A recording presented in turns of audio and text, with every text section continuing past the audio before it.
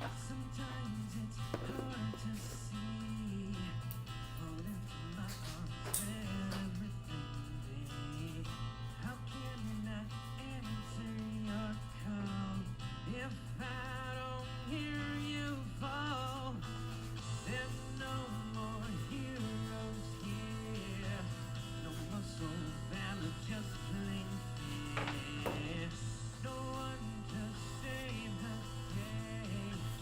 I'm gonna do it my own way. There's no more heroes here, no more soul valor, just plain fear. No one to save the day. I'm gonna do it my own way.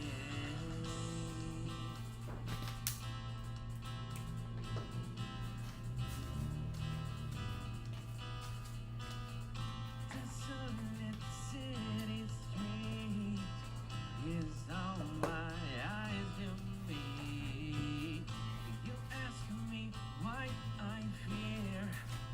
There are no more heroes here. There's no more heroes here.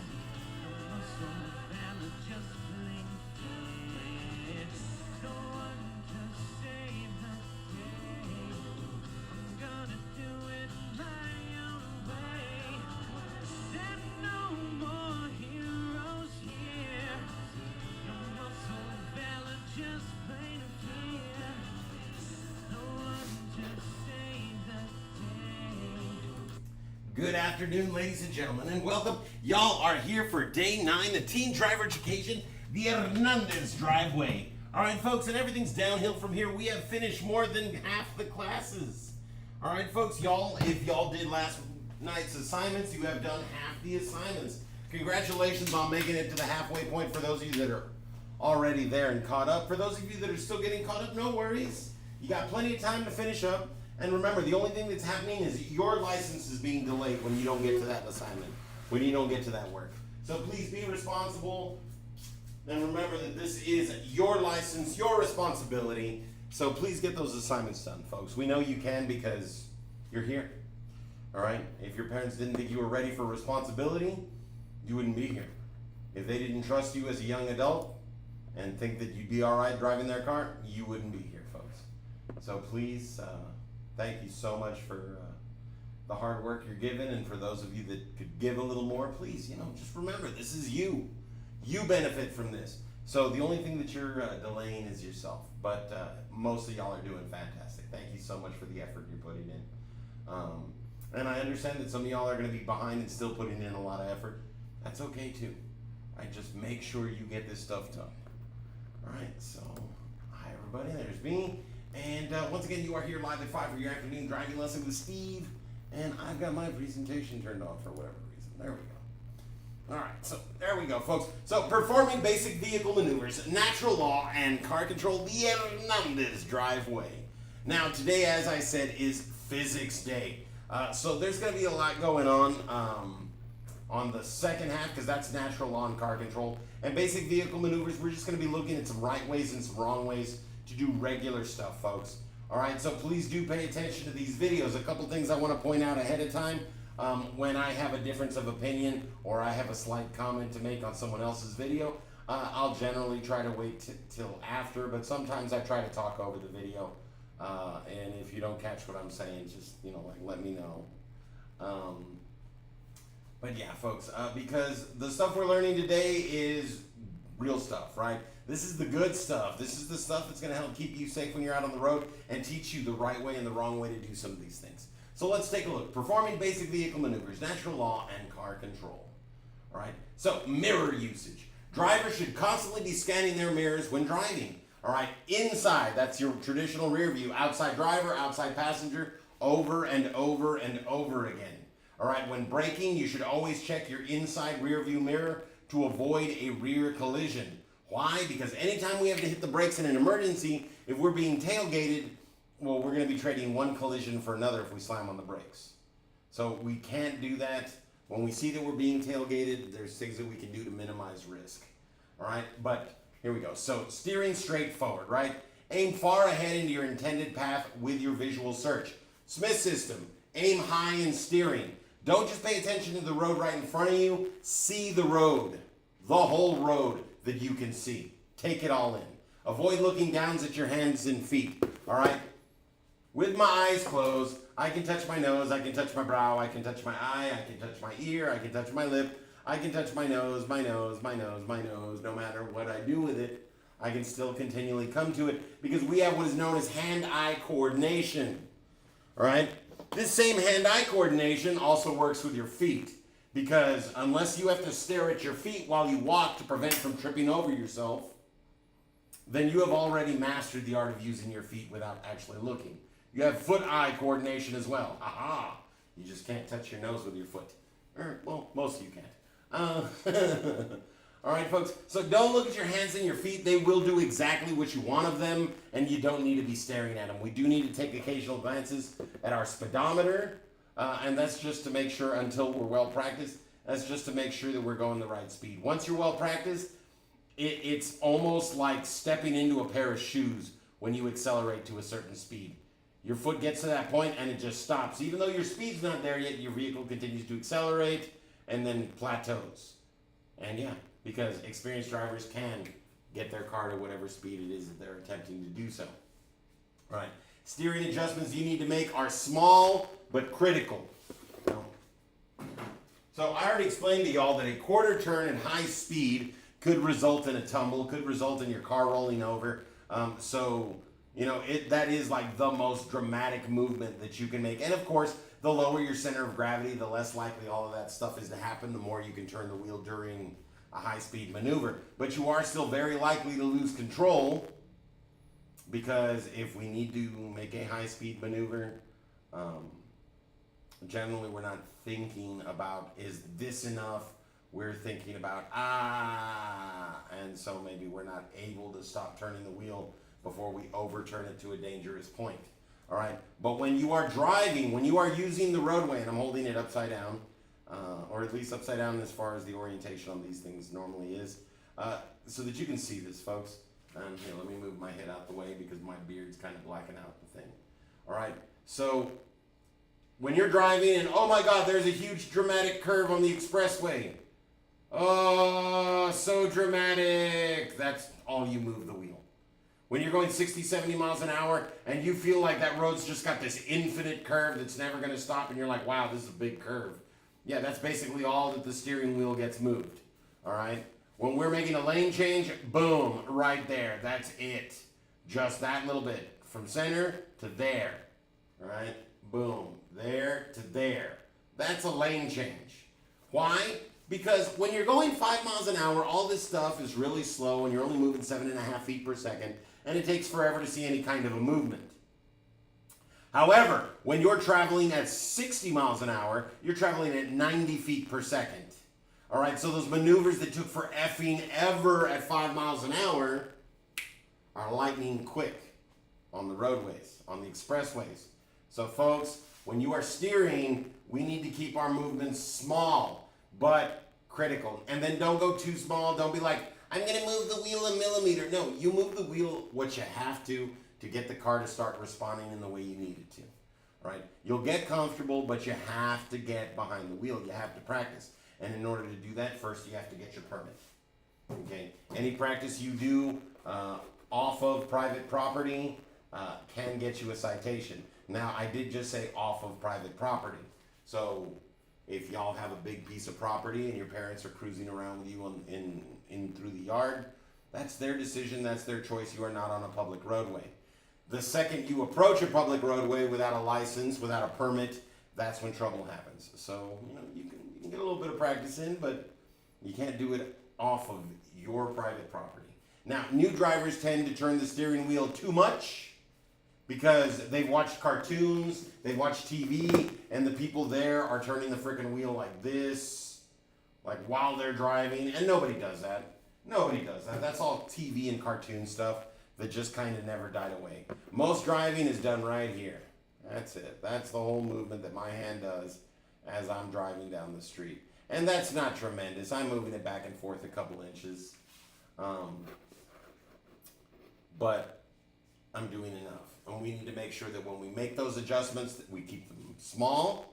We don't want to try to do everything too quick. It's not move over and then straighten out. No, it's just drift over into the new lane and then straighten out. Okay.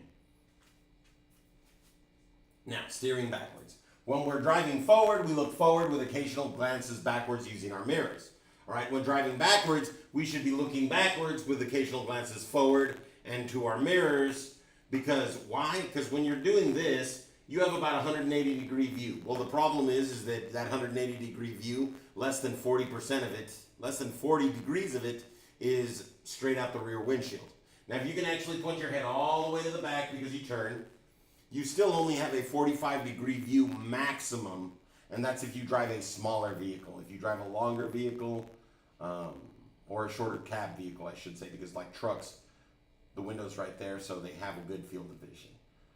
But like a long sedan is going to have less field of vision because you're looking through the vehicle, right? So we're looking backwards, and then we're going to glance forward to make sure everything's okay over here, and then we're going to check our mirrors because our mirrors are going to let us see stuff that we can't with the position that we turn our head in. All right, folks, because it is getting the stuff outside to the side of the vehicles.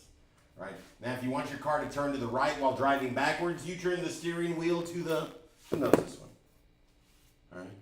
Front wheel drive is kind of an amazing thing because check it out. I take my steering wheel and I turn it to the right and I start going forward and I'm going to go to the right. I start going backwards and I'm going to go to the right. I'm, as a matter of fact, going to, if I were to turn the wheel all the way to the right, put it in drive, I would go in a circle, wind up right where I started. Put it in reverse, I would go in that same circle backwards and wind up exactly where I started. Because driving forward and in reverse is the same thing. The controls are the same. Adjustments need to be small but critical. Okay?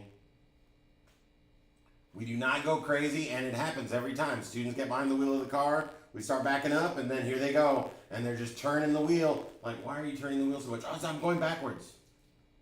It's the same thing, folks. Same thing. Please don't let it scare you. Don't demonize it. And don't let anyone tell you any different. All right? Steering in reverse is the same as going forward, except it's a lot more dangerous because going forward, we have maximum visibility. We have 180-degree visibility, if not more, with those couple little breaks from the framing on the windshield for most vehicles. All right? When you're driving backwards, best case scenario, you've got a 45-degree field of view, which really isn't enough, folks. All right? So you want to go to the right while reversing, you turn the steering wheel to the right. All right? Front wheel drive makes that awesome.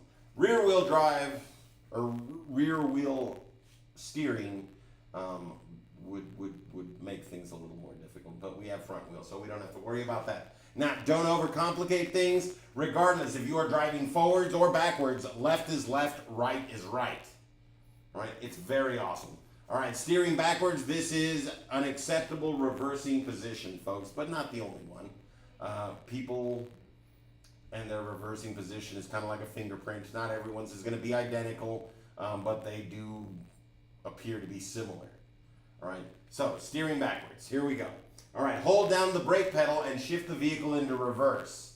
Okay, turn your body to the right and put your right arm over the back of the passenger seat. Look back through the rear window. Now, what they're not telling you here is to adjust your hip. When we're sitting in a seat, we're sitting bum down, right? Well, bum down is going to limit the amount that we can turn.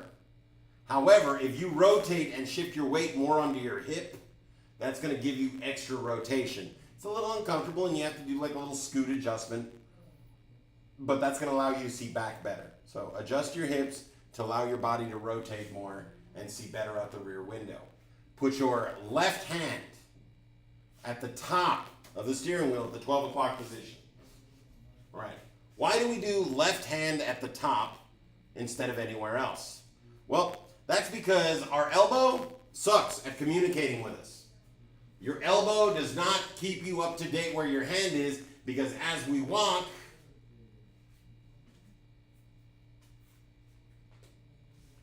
that is just completely inappropriate. Mr. Sauceda.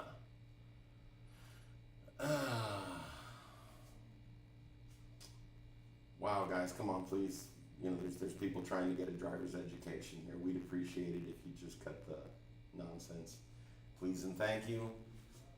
You are robbing others of the experience that their parents or they are paying for. And I would really appreciate it if you just stop this nonsense. Please and thank you. Now, the reason we use our hand up at the 12 o'clock position is because your elbow sucks at telling you where your hands are. And we can illustrate this really easily. You ever been walking, your arms are swinging, and you accidentally smack a doorknob, a couch, a chair, another person because you weren't paying attention? Absolutely. That has happened to basically everyone at some point in their life, because when you're walking, your elbows are or your arms are going, and we're not really even paying attention. We're not even thinking about it. All right, what we're doing is we're walking.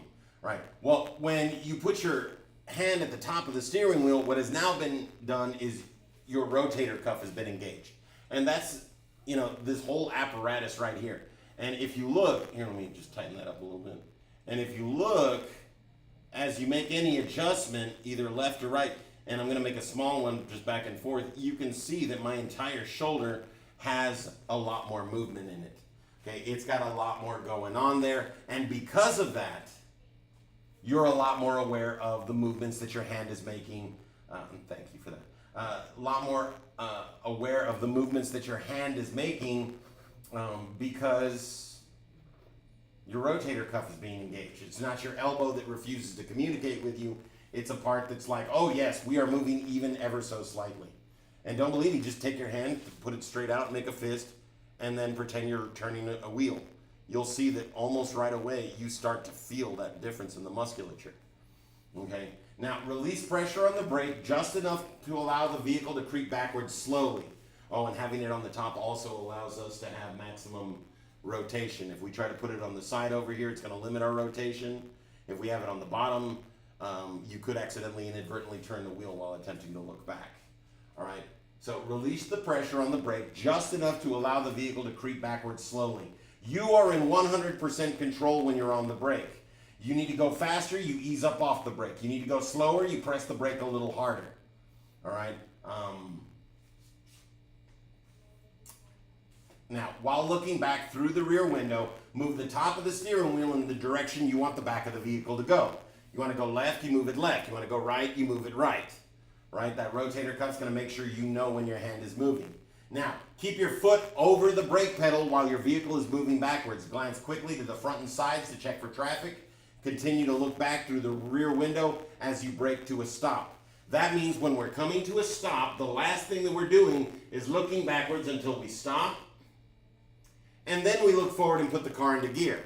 What happens when we don't do this is everyone's least favorite Walmart or Target experience. Oh my God, so I was backing up and totally, and I'm sorry that I'm using this voice, but the last person I heard explain this unfortunately spoke like that, and it helps remember the story. But it's stupid, and it puts it in the mood because this is the kind of, that's what we think when we think the sort of person that just takes off, right? We think that, oh my God, that entitled nasal voice. But they were like, oh my God, so I was at Walmart and I'm backing up and I turned around to put the car into drive so I can keep going and the car behind me must have moved because I hit it. And then I just put the car into drive and I took off. Now, things like that happen because they turned around to change the gear. They didn't stop the car and then turn around. No, they just turned around, preparing to change gear. Then they go to press in the brake and thunk, and it was already too late. Car rolled into another vehicle. And of course, they drive off. Right? Now, our responsibility is to stop, locate the owner, leave a securely attached note, but many people don't do this because they think they're going to get away with it. This same person talked to me 2 weeks later, and oh my God, freaking police suck. They came by my house, and they gave me a ticket for hit and run. I've got to go to court, and they told me I'm probably going to lose my license when the judge sees me. And I was like, and you're angry because it's not fair. I was like, you hit a car and you ran away. Oh, it wasn't that bad. Then you should have stayed, and you wouldn't have gotten a hit and run charge. And straight up, she was just unbelievably mad. Now, you want to talk a gentleman in the same situation?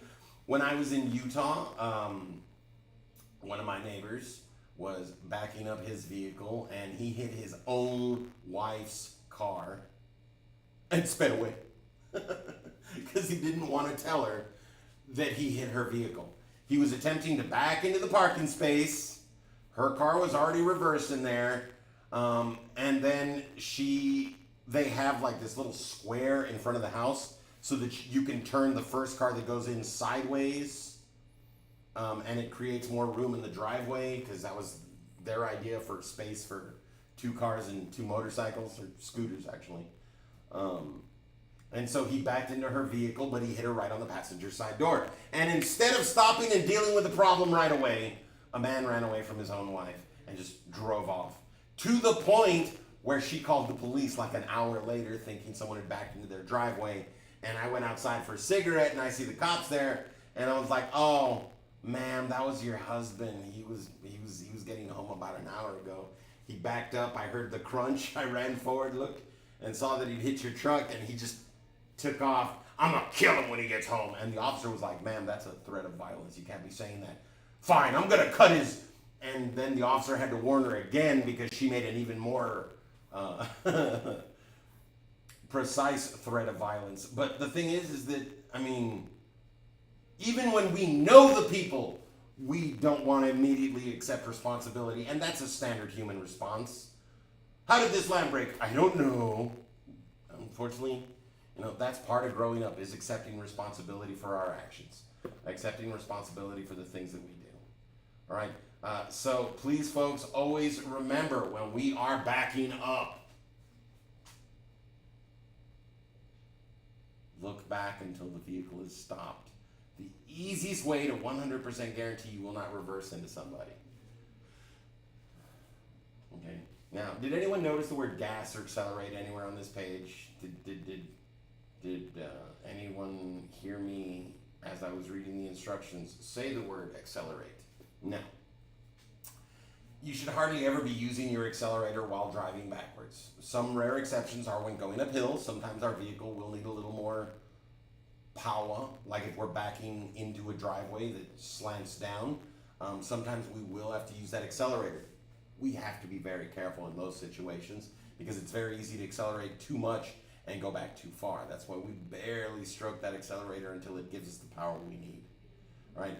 But otherwise, there's no real reason. If you have to back up a half a mile, then it's probably just easier to pull a U-turn in that area and drive a half a mile. And then if you need to be reversed when you get up there, pull another U-turn and back up the last 30, 40 feet, right? But there is no real reason to be accelerating while reversing. All you're doing is increasing the speed that you're moving and the likelihood you're going to hit something.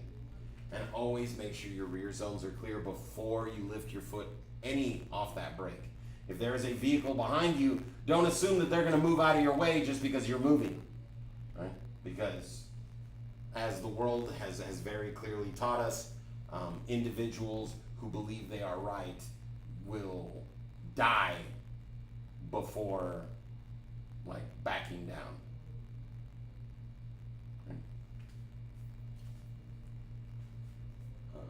Now, this is going to feel awkward at first. Driving backwards, because of everything negative we've heard about it and because of how much driving forwards we do, driving backwards is going to feel awkward, all right?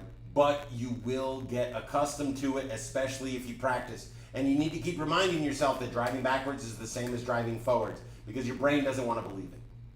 It does not. But the second you do, the second you have that snap in judgment, you will go from a person that can reverse but is not nervous and not great at it to a person who can back up as well as they drive forward because the same skill set is providing you that skill, right? The driving doesn't change just because you're going backwards, folks. Now, if you're unable to reach behind the seat, you can push up on the center console or the armrest to help you see backwards. Me personally, my emergency brake is right there next to me. I use that to pivot because I don't like putting the pressure on the center console thing. I'm always kind of worried that I'm going to crush that plastic piece of junk. But because the because that emergency brake is so securely mounted, I can put that pressure on there, use it to help me rotate, get that little bit more of a turn when I am backing up, and it does help provide much better view for me. But that's because I'm also using it to push up so I can rotate my hip and get a better view out the back. All right, and then keep all adjustments small, just like driving forward. Now, signaling. You want to signal every time you plan to turn, change lanes, slow down, or stop. You want to signal well in advance before you begin any maneuver. Doing so gives other drivers time to react. Now, minimum standards are 100 feet, couple seconds, 4 seconds, depending on the different situations that you're in. But plain and simple, folks, you signal to let the other drivers know, and then you immediately check your mirrors and see how they're responding. A driver that suddenly accelerates because your signaling is not going to try to let you up past them, is not going to let you ahead of them. So we slow down, let that person with a massive ego and a tiny brain go ahead, because it doesn't make a difference. Right? Having one car ahead of you in traffic will not affect the time you get somewhere in any way, shape, or form that's going to matter. It's not. As a matter of fact, having 50 cars ahead of you might cost you a whole minute. Ooh. Not dramatic, folks, so please don't be that person. But signal well in advance, check the mirrors, make sure others are allowing you to do what you need to do, not actively going out of their way to block you. If they do, you slow down, put them into your front zone, and then move over. Okay? Now, turning left and right. All right, position your vehicle in the correct lane for the turn. We turn from the leftmost side of our side of the road when we're turning left, and we turn from the rightmost side of our side of the road when we're turning right. Now, if there's 5 lanes on either side of the road, that means we're either in the leftmost lane that we can drive in or the rightmost lane. Okay? If there's only one lane, then we move to the leftmost side of our lane or the rightmost side of our lane. Not a huge difference there, but we still prepare by making that adjustment. Now, if you just look at this diagram, you can see that they've got, well, like on the picture, there's that little gap between like if you look at 4, you see there's that little gap between them and that solid line, but almost no gap with them and the edge of their lane. That's what we mean. Move to the leftmost or the rightmost part of your lane, folks. All right, now, there we go. So signal at least 5 seconds before the turn or at least 100 feet before. This is kind of awesome because this allows for, oh my God, I forgot I need to turn here. If you're already in the correct lane to make your turn as necessary and you're stopped and you're like, oh, I wanted to turn right here, turn on your signal. As long as it's on for 5 seconds, that's a legal turn. As you're approaching the intersection, if you know you're going to turn there, get your signal on a half a block or 100 feet ahead of time. All right, brake early to reduce speed before a turn, whether you have to stop or not. You want to get to 10 miles an hour or slower for in-city turns. And in-city is generally you're turning onto a road with no big shoulder. It's low speeds, 30 miles an hour, houses in neighborhoods, stuff like that. That's an in-city turn. All right, a highway turn is going to be that one where you're turning onto the road with the wide shoulders, from a road with wide shoulders, multiple lanes. And there you can take those turns slightly faster, take them at like 13, 14 miles an hour.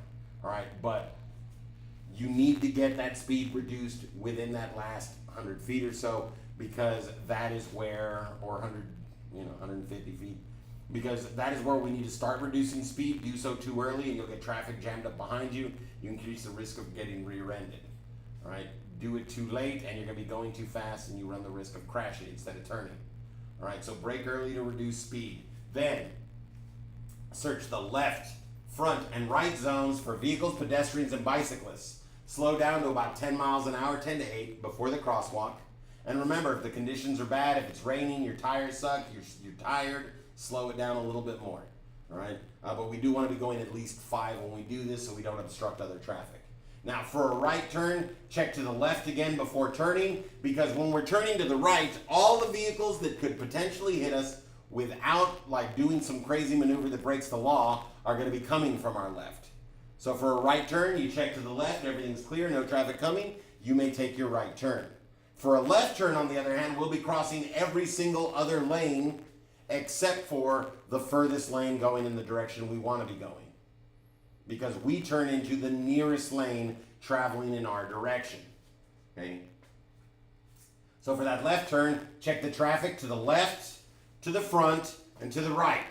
Be certain there is no oncoming traffic from anywhere and that the path you intend to enter is clear. No pedestrians getting ready to cross, trying to cross. Even if they're still on the other side of the road, we wait for them to be completely through before making our turn. All right? Turn your head and the steering wheel to the left once the car enters the intersection and look into the lane you will be entering. When you're in about position 7, we're already looking forward and preparing to start accelerating. That's that point where you do start pressing the gas and start getting back up to speed because our vehicle has nearly completed the turn. If you started at 6, you're going to wind up in the wrong lane if not going off the road. You don't start accelerating until your vehicle is almost straightened out. All right? And then turn into the nearest lane of traffic going in your direction. Right? So many people get this one wrong, especially when they need to go left after making a right turn. Like me, every time I come to work Here are some common mistakes when making left turns. Sorry, not yet. Me, when I'm driving here, one of the things that I do is I make a right turn onto Alamo Road, actually.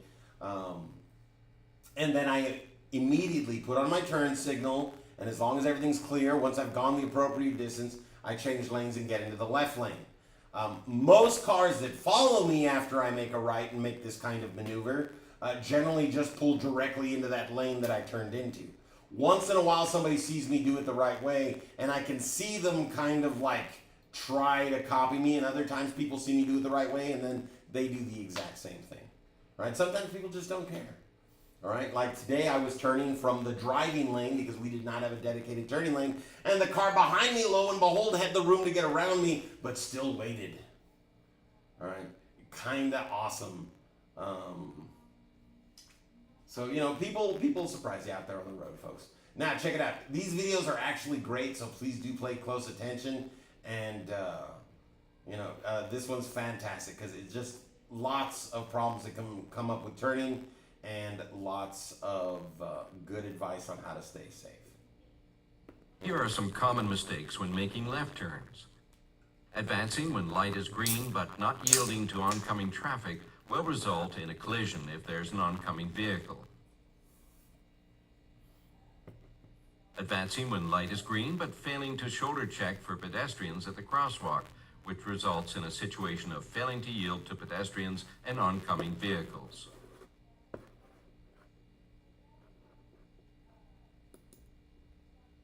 Turning too wide as a result of excessive speed may cause a collision. Also, a potential hazard is created by drivers who accelerate towards the intersection to beat a flashing hand signal. At a high speed, the vehicle is unable to turn into the left lane. Instead, it enters into the right lane, forcing the other vehicle to take evasive actions.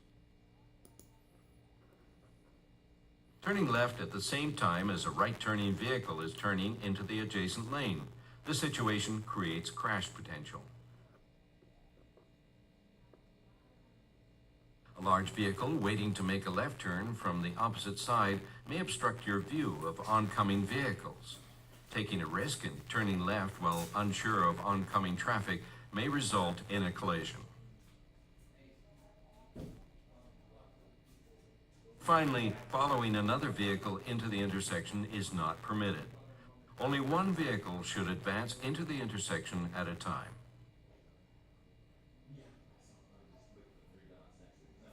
The correct approach to make a left turn with a dedicated left turn lane is to enter dedicated left turn lane as soon as possible. Observe signals and shoulder check. If the traffic signal shows an arrow indicated turn, proceed when arrow is green. If there's no arrow, advance into the intersection, keeping vehicle wheels straight, yield to oncoming vehicles and pedestrians at crosswalks, and then proceed when safe into the left lane.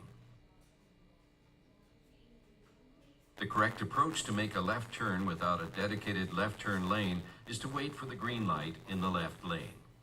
When light is green, advance into the intersection, keeping vehicle wheels straight, and proceed when oncoming vehicles have cleared the intersection and pedestrians have cleared the crosswalk.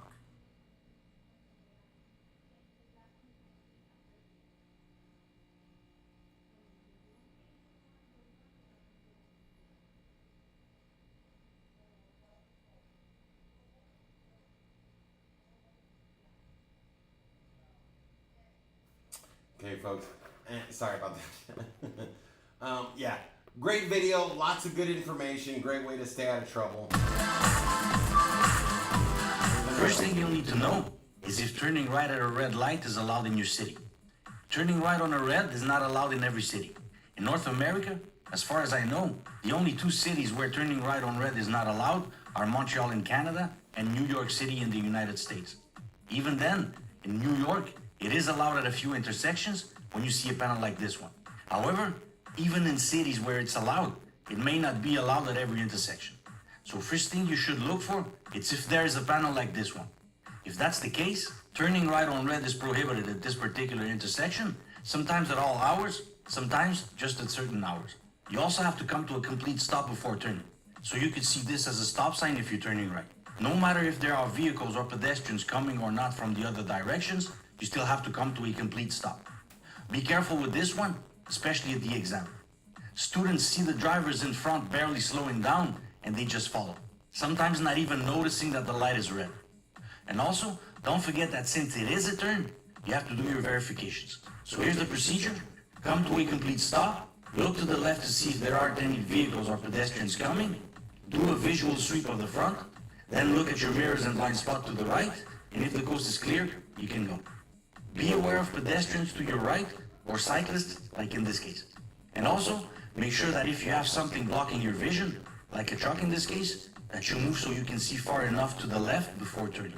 Also, turning right on a red light is an option, not an obligation. So if you don't want to do it, especially at the exam, you don't have to. And it's not only people doing their exam that don't do it, so don't worry. Even if there are people behind you, you have the right to stay there and wait, even if they honk at you, which by the way, they're not allowed to do in this situation. And one frequent mistake students make when turning right on a red is that most of the time, they're too focused only on the vehicles coming from the left. Now notice this here, there's now an arrow on this side to turn to the left, so the vehicles in front might have the same arrow for them to turn to their left, but students don't see them because they're too focused only on the left side. So these vehicles start turning at the same time as you start advancing, and there's a risk of collision in some cases. At the exam, you might get braked and failed. Remember, when turning at a red light, you're last in terms of priority. And just as a side note, turning right at a red light is allowed because you're crossing the least number of lanes possible. That's also the reason why turning right should be your first option if you're at a red light and have to move because there's an emergency vehicle behind. And the last one that causes a lot of confusion is when you come to a situation like this one. Is this a right turn on a red? It isn't. If we were there, then it would be a right turn. But where we are now, we're actually going straight, but in a lane that curves, if that makes sense. Here's the same intersection seen from a top view. In this case, there's a panel to avoid the confusion, but you might come to a situation when there's none. So if that's the case, and you see two sets of traffic lights, the one in front of you is for you to go straight, and the one on the left is for the vehicles on the other side. I hope you like this video. Thanks for watching. Just two things. One, those lanes that curve where the rest of the road goes straight are known as spurs. Once you get on a spur, yeah, you have to wait for the traffic signal. The other thing I want to mention, he reminded you that even if you park next to a large vehicle, you need to make sure that there are no vehicles coming before proceeding for your right turn. Unfortunately, on that little clip, the driver of the vehicle failed to stop for 3 seconds before they did that. We meet our legal obligation behind the line. Hey, I can't see, there's a giant truck. 1 Mississippi, 2 Mississippi, 3 Mississippi. Now I move the vehicle forward, and now I can see that there's no traffic coming, and I make my right turn. All right? You don't just go, hey, there's no car coming, let me pull forward, and now I don't have to do my full stop. You still make your full legal obligation behind the line. That's what keeps you from getting a ticket. Then you creep the car forward for visibility. Okay? It's that easy, folks. That was the only thing that was wrong about this video, and it just bugs me that he did that because otherwise it is such a tremendous video. Because turning right on red is another mystery of the valley. People seem to think that it's okay. They think, oh, well, I'm turning right. I don't have to stop. And we do. We all have to stop. As a matter of fact, when individuals turn right into traffic on a red light or from like public parking lots without taking in that other traffic into consideration, accidents happen, and fast. And those usually turn ugly. All right, folks, so we need to make sure that we do make that complete stop before turning right on red. And,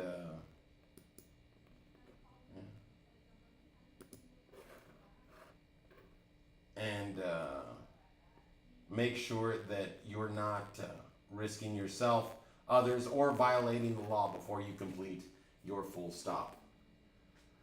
All right, next one. All right, so lane changes. Before deciding to make a lane change, consider whether it is necessary, beneficial, and legal. Look for an opening in the rear of traffic that might occur. Put your signal light on. Okay?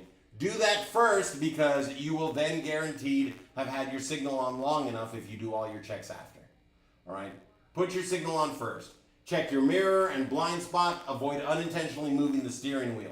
Gradually ease into your new lane. Release the signal lever. Check behind you and get the best speed and lane positioning to blend in with traffic flow. Let's see.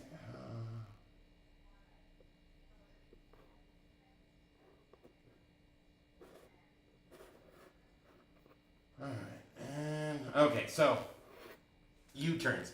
Now, to brief as U-turns, of course, I've got an opinion on everything. U-turns in general are dangerous, folks. Some of them are more dangerous than others. There are some, like this mid-block U-turn, as long as you have the room necessary, they can be done safely. Most of the other ones pose a risk for different stuff. We'll talk about that then. But this is the only kind of U-turn that you should be like using even remotely regularly. I think I pull one U-turn a year. All right, and most of the time when I have to, it's one of these. But generally, it is better just to go down the road, take a couple extra rights, couple extra lefts, get turned around that way, than to try to swing around because you've got to have lots of clear traffic space. A traditional U-turn, a mid-block U-turn like this one, can typically take anywhere from 12 to 30 seconds to complete, depending on your vehicle, the amount of traffic at the time,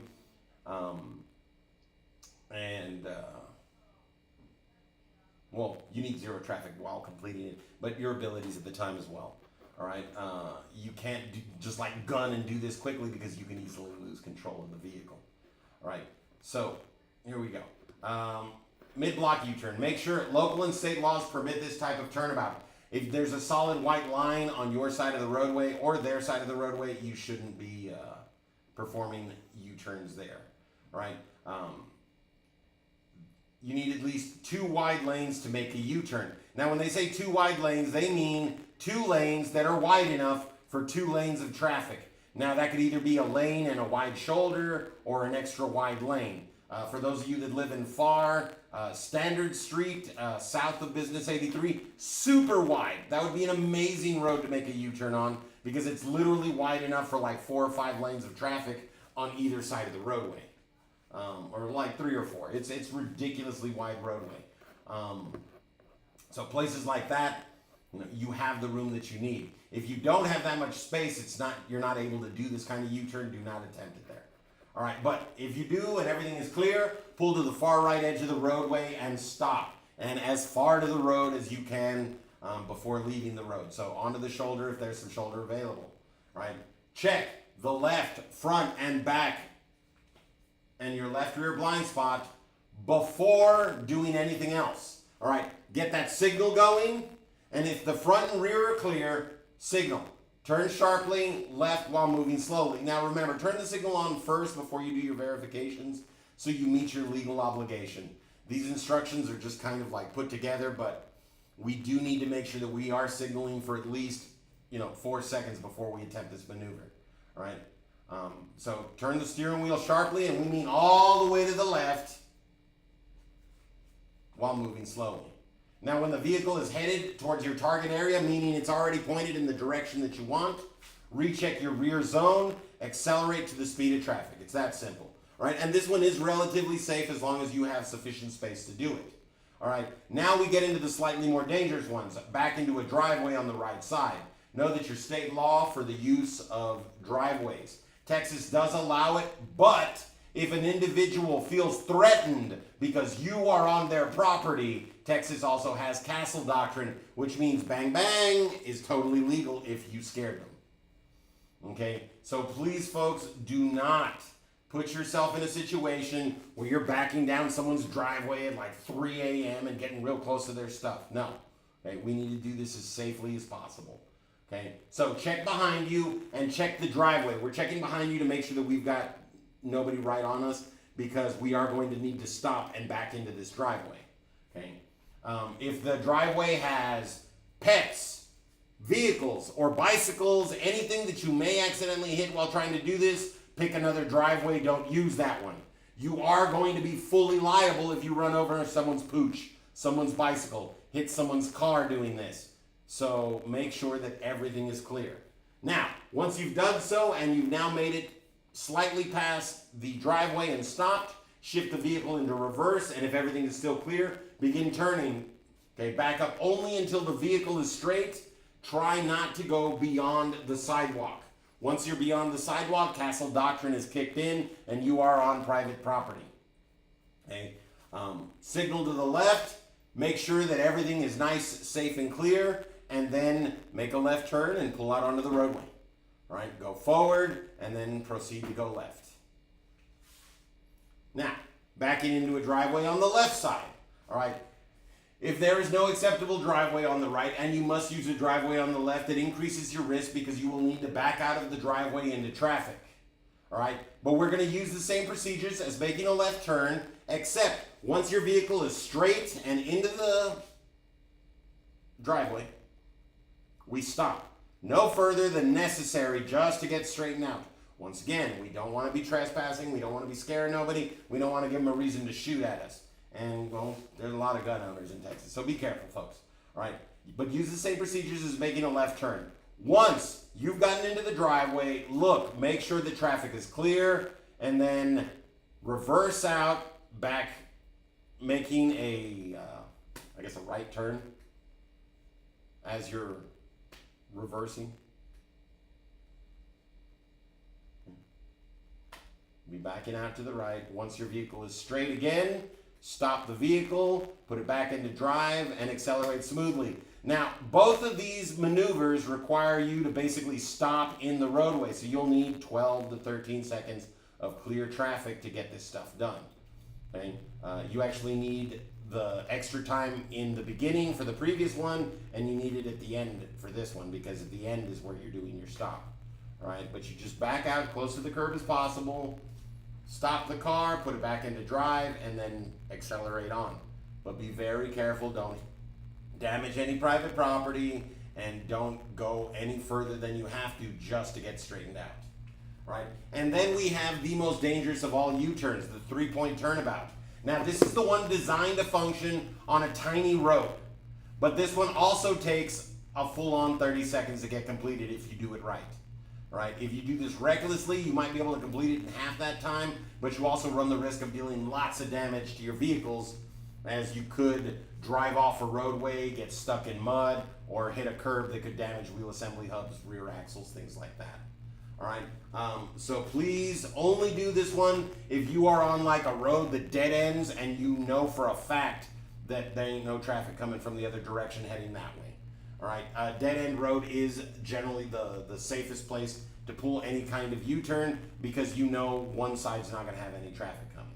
All right, now having said that, having warned you, number one, put the car as far to the right side of the road as you can. Check the front and behind you. Make a blind spot check over your left shoulder and signal for a left turn. Right? Once you have signaled for a minimum of 4 seconds and your path is clear, turn the wheel sharply all the way to the left and roll. Stop just before you get to the curb. Recheck for traffic. Make sure nobody's coming from that direction on the lane that you're about to get in and the one that you're currently blocking. Shift to reverse and turn sharply backwards while backing up slowly. That means we're going to turn the steering wheel all the way to the right this time. It's to the left, and then we're back backing out, going the same way. No, yeah, recheck for traffic, shift to reverse, and turn sharply while backing slowly. All right. Back out as far as necessary to complete the maneuver. Check traffic once again to move slowly forward while steering into your new target. Okay, so you're going to turn the wheel all the way this way, right? And then we want to go that way, so it'd be the same as going that way. So yeah, we turn the wheel all the way the other way, back up. Once our vehicle is pointed so that we can pull into the lane that we want to get into, then put the vehicle back into drive, recheck traffic again, and drive forward into your new target area. Your target area is where you're going forward. That's what you are heading towards. That's always your target area. Target area is never behind us because that's not our target. Our target is in front of us. Okay? So that's it. Now this whole process can take about 30 seconds. You'll have to do some shifting, and you want to be going slowly because if you go too fast, like I said, you can wind up going off road, getting stuck, getting the front of your vehicle hung up, damaging parts because you're hitting the curb at a high rate of speed. So don't try to rush through this, and make sure everything is 100% clear before attempting. All right, now angle and perpendicular parking. Angle parking is the easiest parking procedure to perform, but the most dangerous to exit because you will be backing up into traffic. All right, to park at an angle space, follow these steps. Check behind you, check the parking space to see if it is legal and clear of obstacles and pedestrians. Tap your brake lights to warn the drivers behind you. You should have at least 6 feet of side space. That means the space needs to be 6 foot wider than your vehicle to use that spot. Okay? Your forward reference point is going to be the center of the curb for your parking space, right? Because it's always what's right in front of us, right? Now, once that first line that defines the first edge of that parking space is pointing directly at you, the driver, you will quickly start to turn the steering wheel while the vehicle is moving slowly to arc into the parking space. Line up with that targeted curbside, such as a parking meter. Straighten up the car and tires so that you have equal space on either side of the vehicle. And then stop with the tip of your bumper, even with the curb. Right? If you go over the curb and you block the sidewalk and someone has to walk around you to get through that area, you can be given a citation. All right? The sidewalk is for people to walk. If you park and you block a sidewalk and someone has to step into a roadway to get around your vehicle because it's just that long and they get hit by a vehicle, it would be your responsibility, folks. All right? So please don't do that. Park with the front bumper even with the curb, not hanging over onto the sidewalk. All right? So don't get excited, folks. Remember, we've got 2 PowerPoints today. So let's go ahead and skip to the ones with the answers. There we go. So number 1, the rear view mirror should be checked whenever you apply the brakes. Okay? Before you hit the brakes, we need to look back and make sure that there is not someone tailgating us. All right? So when you're driving, you should be doing that cycle every time something changes around you. I'm arriving at an intersection, I need to look. I'm arriving at an on-ramp, I need to look. An off-ramp, I need to look. Another car just passed me, I just passed another car. All of those are examples of change in the environment around you. When that happens, that's when we start that orderly visual search pattern. Inside, outside, and then back to forward. If you have to take a couple seconds looking at a mirror because there's a lot going on, then go back to center, go back to forward, make sure everything's still cool there, and then finish your checks. All right? Now, which statement is true? An angle parking space is the easiest type to get into. Okay? It really is. It's just dangerous because we have to back into traffic, and once again, people aren't always paying attention. Now, when backing, you should, is that only look over your right shoulder. Use mirrors to supplement looking out the rear window. No, I'm sorry. Yeah, we use, when you're backing up, I got into teacher mode. You need to use your mirrors to supplement looking out the rear window. Okay, you don't only look over your right shoulder because you may be backing up to the left. And so you want to look over your left shoulder because you're backing up to the left. All right? You don't want to keep both hands on the steering wheel. It's 1 at 12 o'clock position. And we don't want to keep the left hand at the bottom of the wheel because that's going to restrict our ability to move and may cause us to inadvertently turn the steering wheel as we're attempting to look backwards. Okay? So when backing up, you should use your mirrors to supplement looking at the rear. Okay. This person is giving a signal for a left turn. I'm going that way. I'm making a left turn. Hand signals always have blade hand. All right. Boom. I'm going that way. Pointing with one finger is not a legal signal. You can get a ticket for that. Even if all your turn signals stop working, you can still say, I'm going left, I'm going right, I'm slowing down, I'm stopping. And those are valid signals because they're hand signals. Now, which statement is false? Backing up is as safe as driving forward is a false statement. Why? Because visibility sucks when you're backing up. So it's not as safe as driving forward. As a matter of fact, it's more dangerous because the less you can see, the less safety you have. That's why it's important that we're constantly scanning and looking. During a parking maneuver, you begin steering at your forward reference point. But realistically, anytime we're doing anything, it's to our forward reference point. When I'm talking to the camera and I'm looking at what would be y'all in the conversation, that's my forward reference point. When I'm looking at the screen, that's my forward reference point. Okay, so during any maneuver, you should begin steering at your forward reference point. Hey, look, the road's curving. Let me follow the curve. That's your reference point. Okay, now, my favorite part, natural lawn car control. The Hernandez driveway. Folks, today this is the physics of driving, right? So let's check it out. Hey, what happened? I want to see people show off and do dumb stuff. All right, so let me just preface that video is that a lot of these people are showing off. They are experienced veteran drivers. Most of them are in other countries. All right, but the things that they're doing are hazardous, could result in the death of themselves or other people, and should not be attempted on the roadways. Right? And plenty of them are stuff you can lose your license for. So watch. Come, no, show them the video.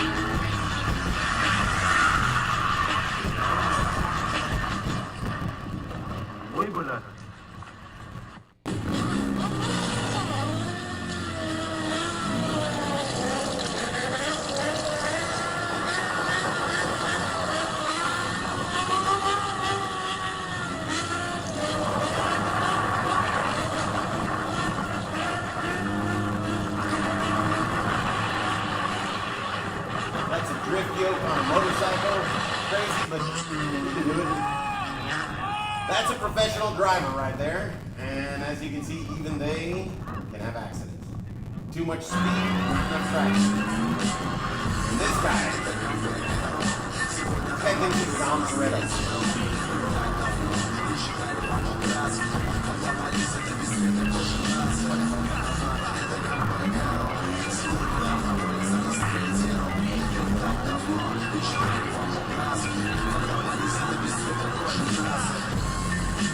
Oh, he's coming hard. Oh, And this guy is this driver's biggest fan.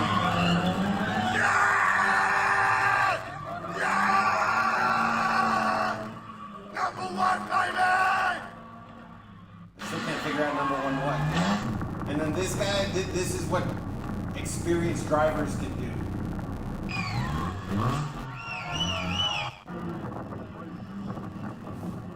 Lost control, managed to keep it. Didn't go worse. Good job, buddy. And then, no, just kidding, there's a cop right there. All right, because that is the big thing, folks, is that people do all this reckless driving and then police show up and it all goes away. Because they know they're not supposed to. And it's tough. It really is, because whereas you may be an expert, that guy that was drift driving through all that stuff and sliding in between people and around 18-wheelers, I mean, he's an amazing driver. The second that something happens that he's not anticipating and he loses a little bit of control, while too close to a vehicle, you're going to be a dead driver, right? Because it just takes that one instance. I've done it a million times. Do it again. It just takes that single instance. Right? It's like people that die falling downstairs. They've gone up and down stairs hundreds of times. They just had to fall down a flight of stairs once to break their neck. Okay? Just takes that one instance. Right? So, gravity and energy of motion. All right? The law of inertia states objects that are at rest tend to stay at rest, and objects that are moving tend to keep moving. All right? That's why parked cars stay parked, and that's why even if your engine dies, your car will keep rolling. All right? In order for a car to move, an outside force must be applied. This force comes from the engine, and it's transferred to the tires via the transmission, and that creates drive. All right? Now, you can feel inertia when a car brakes rapidly and you move forward. All right? You also feel inertia when the car accelerates rapidly. As the car accelerates, you seem to be being pushed back into your seat, but no force is pushing you back. Instead, what's happening is your body is continuing to move at your old speed while the car is speeding up. Once your body catches up, then you no longer feel that pressure, that force. Just like once your body's caught up to the stopping car, you no longer feel that forward pull. Okay.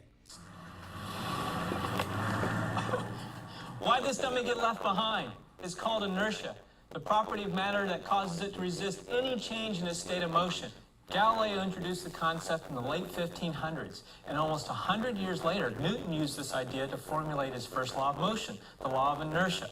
It's why the dummy fell off the back of the truck. It was at rest, and it wanted to remain at rest. That's inertia. It's the same property that keeps the china on the table as you pull the tablecloth out from under it.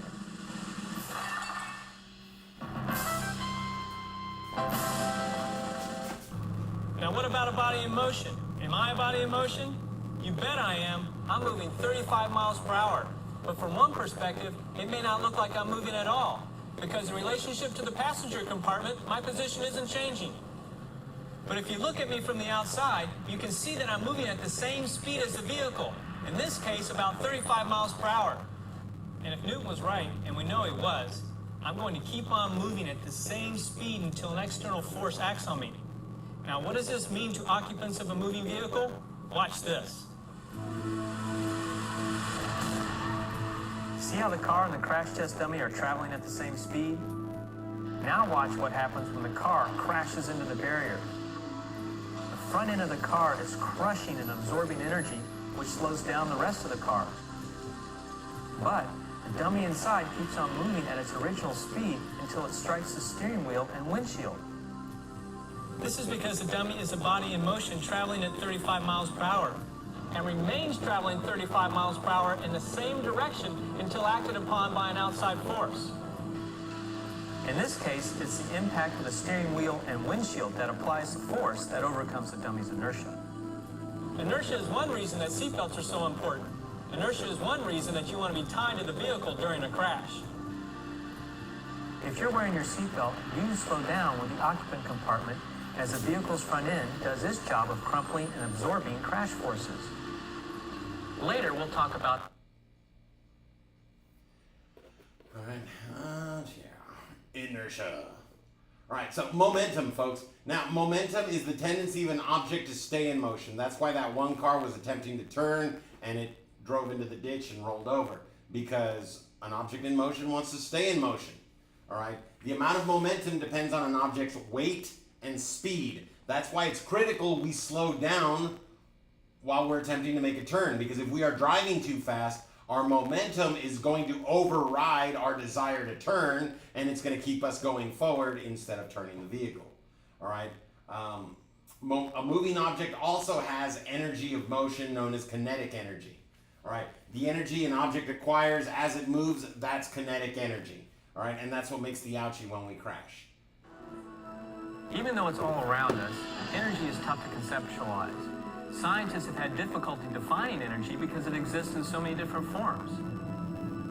It's usually defined as the ability to do work, or as one of my students says, it's the stuff that makes things move. Energy comes in many forms. There's radiant, electrical, chemical, thermal, and nuclear energy.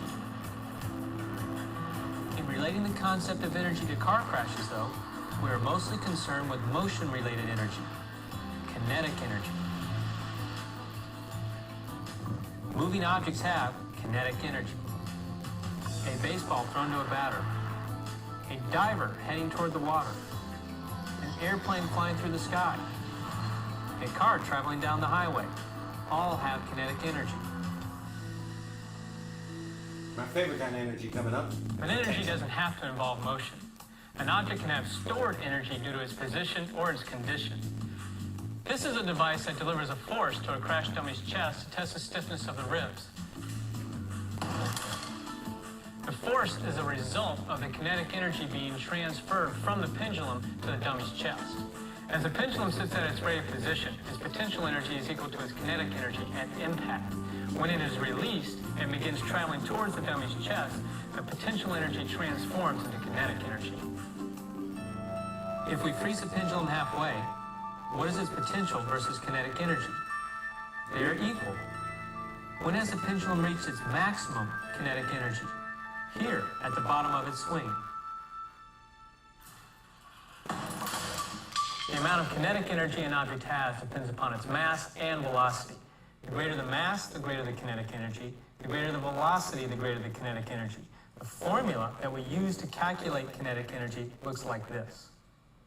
Ke, that's kinetic energy, equals 1/2 mv squared.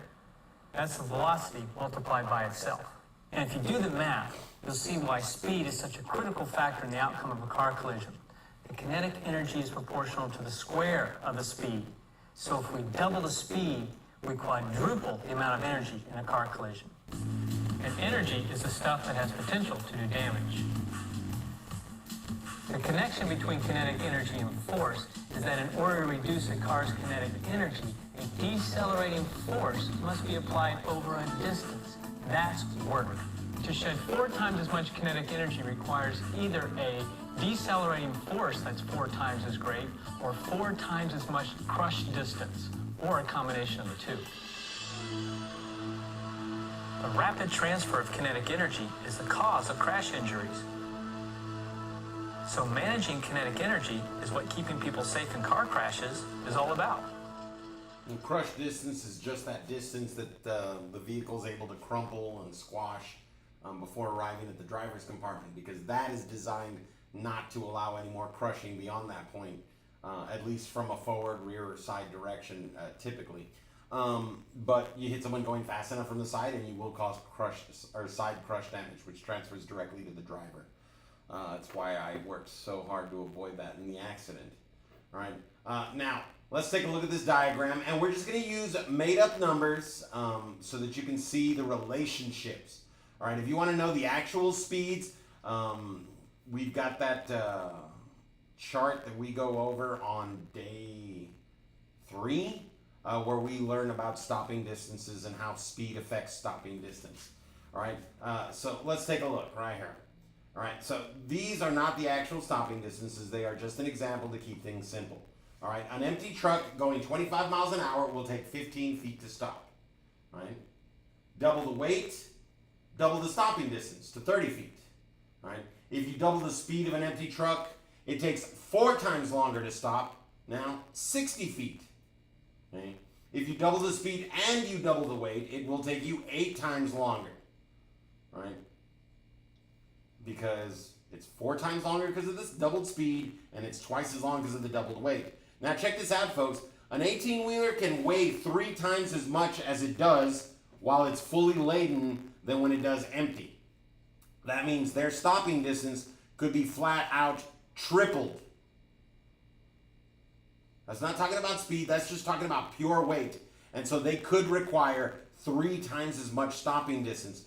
This is why emergency braking when you've got an 18-wheeler, even if it's kind of far behind you, can be dangerous. Okay, so try to make sure that when you are in those situations, sharing the roadway with lots of trucks, that you've got nice big gaps. And if you've got an 18-wheeler in your lane and he's choosing to follow too closely, maybe make a lane change. Put yourself in a spot where you don't have to concern yourself that if you have to emergency brake, they might rear end you. All right? But you can plug the actual numbers in and see this, and it does get effing scary. Because at 25, we already know that at 20 it's 63 feet. So let's just take 20 and 40 and make those the numbers. All right, well, at 20 miles an hour, an 18-wheeler is going to take roughly 73 feet, not 63 feet to stop, because they do require a little more, because they weigh significantly more, but they've got better brakes. All right? But it's still going to take approximately 73 feet. Double the weight, and now it's going to take 140 feet. Double the weight and double the speed, it's now going to take 8 times 7, what, that's 7 times 7 is 49, so 56. And then plus those 2s, that's another 16. So 576 feet to stop. That's a long distance. And that's going 40 miles an hour, weighing 50,000 pounds, not even fully loaded. Right? If that vehicle was fully loaded, you could double that again. Right? It's crazy, folks. So please remember, when you're helping someone move and you got a bunch of stuff in your vehicle, you know, if you got a truck or an SUV and it's just loaded to the gills, or if you're used to driving alone and suddenly you got a full car and they're all some big boys like me, or ladies, you know, understand that your stopping is not going to be exactly the same because we've changed the weight of the vehicle, right? So always bear that stuff in mind and understand that, you know, in bad weather conditions, these can also change, become longer, further, more And the way it's often expressed is F equals ma. The force F is what's needed to move the mass m with the acceleration a. Newton wrote it this way. It's the same thing. Yeah. Acceleration is the rate at which the velocity changes. But if I multiply each side of the equation by t, I get force times time equals mass times a change in velocity. When Newton described the relationship between force and inertia, he actually spoke in terms of changing momentum with an impulse. What do these terms mean? Momentum is inertia in motion. Newton defined it as the quantity of motion. It's a product of an object's mass, its inertia, and its velocity or speed. Which has more momentum? An 80,000-pound big rig traveling 2 miles per hour? Or a 4,000-pound SUV traveling 40 miles per hour? The answer is they both have the same momentum. Here's the formula. P is for momentum. I don't know why they use P, they just do. And what's equals M is for mass, and V is for velocity. P equals mv. That's momentum. So 80,000 times 2 is 160,000. 40,000 times 4, or 4,000 times 40, I should say, is 160,000. Yeah. Now, gravity, the force that pulls all things to Earth and keeps you from flying away. All right. Now, up hills and downhill, you will be affected by gravity. All right. When you are driving uphill, your vehicle will lose speed unless you give it more gas. And when you start going downhill, you will need to reduce the amount of gas you're giving it because gravity is going to pull the vehicle down. And this is why. When you're going uphill, your vehicle has to do the work of the distance it's traveling forward and the distance it's traveling up. So if it's traveling forward 100 yards and it's traveling up 100 feet, that's 133 yards worth of work. Now when we're going downhill, gravity is pulling you, so you have to do less work by the amount of drop. So if you're going down 100 feet, instead of needing 100 yards worth of work, you would only need 67 yards worth of work because you're going down those 100 feet and forward those 100 yards. All right. Now that discrepancy, that difference is a big difference between the two. So if you don't modify from the moment you're going up to cresting over, you can very quickly wind up going 90 or 100 miles an hour for a few seconds. We need to make sure that we're not still accelerating as we reach the crest of a hill to prevent accidental speeding, because that's the sort of stuff you can get pulled over for. when you're suddenly going 90 miles an hour on the expressway. Cops don't like that one. Now, center of gravity. All right, and center of gravity is real important because center of gravity tells you how likely your vehicle is to tip, roll, or tumble. All right, now the center of gravity is the point around which an object's weight is evenly distributed.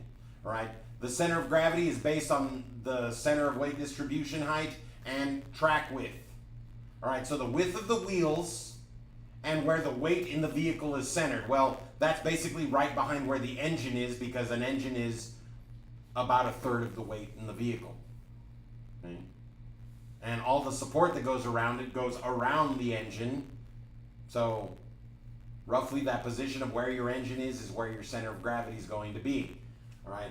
Now, why does this matter to you? Well, a vehicle with a very narrow track width and a very high center of gravity, such as the Jeep Wrangler, is significantly more likely to roll over during a high-speed maneuver than, say, a Corvette that has a wide track width and a low center of gravity. You ever notice that? All sports cars, super wide, but really low to the ground. That's to reduce the center of gravity and decrease the risk of flipping over. All right, there was this famous actor back in the 1930s, 40s, and 50s, or 30s and 40s, named James Dean. If you're a Supernatural fan, they did an episode with his car, and the vehicle that he drove and died because of was a classic sports car. And the classic sports car, those are the really old ones, unfortunately had these little narrow bodies because they were just these tiny little cars. If you look at like a 1960s Porsche, it's about 1.5 feet more narrow than a current Porsche. Why? Because, you know, this whole center of gravity thing didn't matter a whole lot until people finally made the correlation, right? Automakers had to deal with a bunch of serious stuff before they realized, hey, we need to make our vehicles wider to increase that stability with that low center of gravity we've given vehicles. And them making that change did help reduce that. So awesome stuff. But it matters because if we're driving an SUV, we're more likely to roll over than that sports car. If we're driving a little, narrow sedan with a medium center of gravity, we've got much less than that SUV. And then, of course, that sports car low to the ground, extra wide, is going to be the least likely to roll over. All right, but some vehicles know they're going to roll over. That's why all of Jeep's vehicles, at least the last time I checked, came with roll cages installed. Not because they're super concerned with the well-being of their customers, because they could change the wheel width and all that fun, or the track width and all that stuff, and make the vehicle safer. No, they make the vehicle safer so that they can keep that classic look that people enjoy, and at the very least, the car's not going to crush when it does roll over. Some Jeep owners believe that you don't actually own a Jeep until you flip it upside down, but those people are a little more daredevil than I am. My brother hated it when it happened to his. Now let's talk about something kind of scary, right? Because friction and traction. Friction is the force that keeps each tire from sliding on the roadway. Traction is the specific friction created by the tire on the roadway. Traction is that grip, all right? It's like when you're running in a hallway wearing nothing but socks and you try to stop and you keep sliding. You had some friction, you were able to get up and start running, you were able to build up traction, but then when you tried to hit the brakes, your friction and traction weren't sufficient and you slid, all right? Well, when you drive on the expressway, you have thousands of pounds of steel traveling upwards of 70 miles an hour around a curve, and the only thing that keeps your car on the road are these 4 patches of rubber touching the roadway. Each one of those is about yay big. So you've got about this much tire touching the road at any point in time, unless you got a big truck or an SUV, then maybe this much. But that's still really not a lot, considering everything that those tires are moving around. Okay, so now that we've gone ahead and scared you like that, let's talk about the tires themselves. All right, tread and traction. Tread is the grooved surface of the tire that grips the roadway, and it's also why tires don't float when they hit water. Okay? The tread is specifically designed to allow liquids to travel through those grooves as we drive through them and our tires will maintain traction on the roadway. All right. If your tires were smooth when you hit water on the roadway, instead of driving through, your car would skip across them. Like if you ever skipped a rock on like a lake or a pond, or like had flooding going on and you skipped rocks on that. You take a flat stone and you chuck it, and the flat side hits, and then it bounces, and if you're really amazing, you get like 13 really cool bounces.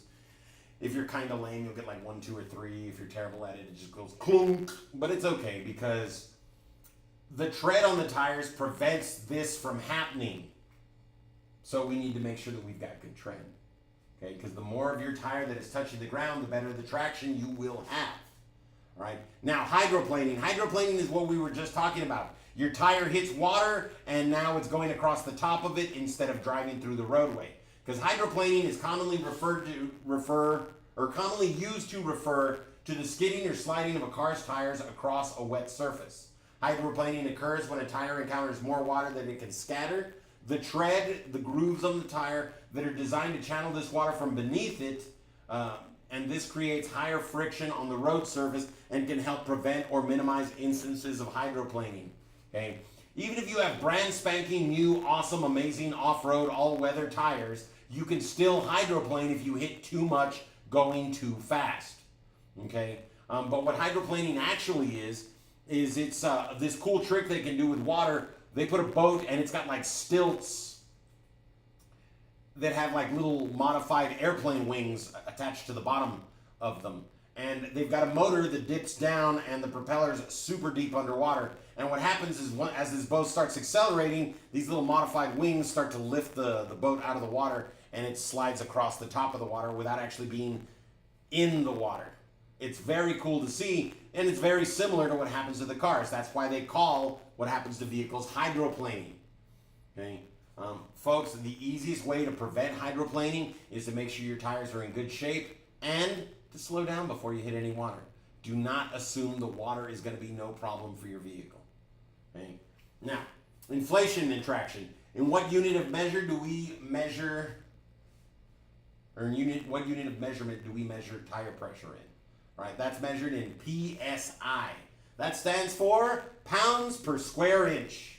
All right, most tires are filled to 30 to 35 PSI. Okay, what does that mean? All right, so let's call this an inch, right? Now, if the tire is filled to 30 PSI, then there are 30 pounds of air pressure pushing against this singular inch. All right, another square, another 30 pounds. For every square inch you have to fit around the tire, or you can fit around the tire, it's got another 30 pounds of pressure pushing out for each one. Okay, so what happens when our tires are not properly inflated?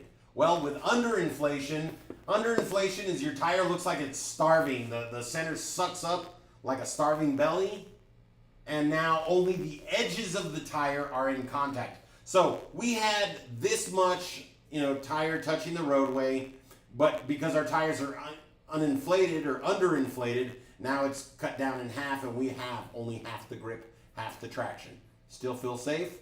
I hope you don't, because when your tires are underinflated, you are in more danger. You are more likely to skid than if they were properly inflated.